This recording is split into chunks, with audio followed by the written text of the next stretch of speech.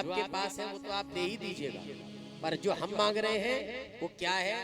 जीवन में कुछ करें ना करें, पर भगवान के नाम पर और भगवान पर अकाट भरोसा होना चाहिए। इस बात का वचन वृंदावन से लेकर जाइए कि चाहे जीवन में कुछ भी हो जाए, कुछ भी, कैसी भी परिस्थिति आ जाए, पर भगवान पर से विश्वास नहीं डगमगाना चाहिए।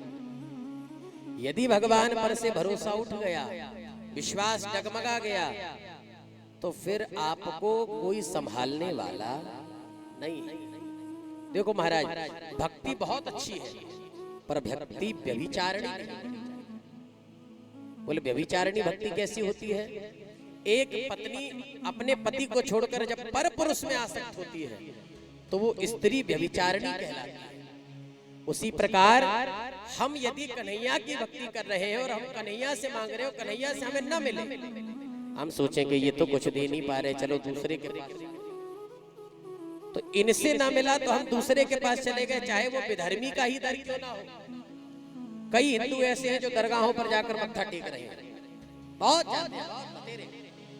सब जाकर, बहुत, ये समझ लो आगरा क्षेत्र पूरा, ये राजस्थान क्षेत्र, दिल्ली क्षेत्र भरे पड़े हैं वह दरगाह, और सब जा जाकर दरगाहों पर मत्था टेक रहे हैं। तो ये सब क्या है? ये सब व्यभिचारिणी है। ये सब एक पति बनाकर और दूसरे पुरुष में आसक्त है। बोले अपने पति से कुछ मिल नहीं रहा, भाई हो सकता है तुम्हारा पति नहीं देना चाह रहा, भगवान तो देखो नहीं दे रहे, तो समझो कि कुछ ना कुछ भगवान कुछ हमारे लिए अच्छा सोचे, या हमारे भाग्य में ही ना हो। पर हम क्या करते हैं? और भगवान को छोड़कर दूसरे में चले जाते हैं, दूसरे की ओर आसक्त हो जाते हैं। एक पत्नी ने दिवाली पर अपने पति से हार मांगा, पति ने कहा इतना धन नहीं है, मैं नहीं दे पाऊंगा। तो पत्नी चली गई सेठ जी के पास, और सेठ जी ने कहा क्या हुआ? बोले कुछ नहीं, इनसे हार मांगा, ये दे नहीं पाए। सेठ जी ने कहा हम दे देंगे। पत्नी ने कहा ठीक है दे दो। अब बताओ, सेठ जी ने हार तो दे दिया, पर अपमान किसका हुआ? किसका अपमान हुआ? बताइए बताइए, पति का। हाँ, तो जब भगवान की ओर हम अपनी भक्ति बढ़ा रहे हैं और भगवान ना चाहते, हो सकता है हमको कुछ ना दे रहे, हमारे भाग्य में ना हो, प्रारब्ध में ना हो, या उस समय हमें ना मिलना हो, तो हम क्या करें? भगवान छोड़ दें। भगवान छोड़कर हम दूसरे में आसक्त हो जाएं, तो ये क्या हुआ? ये हमारे भगवान का अपमान है। अगर हम विधर्मियों के दर पर जाकर यदि हम मत्था टेकते हैं, तो ये हमारे भगवान का अपमान है कि इनके भगवान कुछ कर नहीं पाए, इसलिए ये हमारे दर पर आए।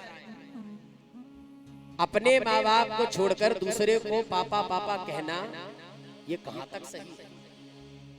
यदि आप दूसरे को पूज रहे, इसका मतलब आप अपने पापा को तो पापा नहीं कह रहे, दूसरे को पापा बोले ये हमारे बाप है। हमारे बाप तो किसी मतलब के ही नहीं, हम अपने बाप से थोड़ा सा धन मांगते देते ही नहीं, तो दूसरे को पापा कह दो, कम से कम थोड़ा मिल जाएगा।